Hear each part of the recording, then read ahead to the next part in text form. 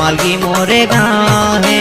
झन भूलावे त मोला वो रानी देव कुमार मोर नाम है झन भूलावे त मोला वो रानी देव कुमार मोर नाम है भूला बलाए हाँ बे वो गोरी सैहा मालगी मोरे गाँव है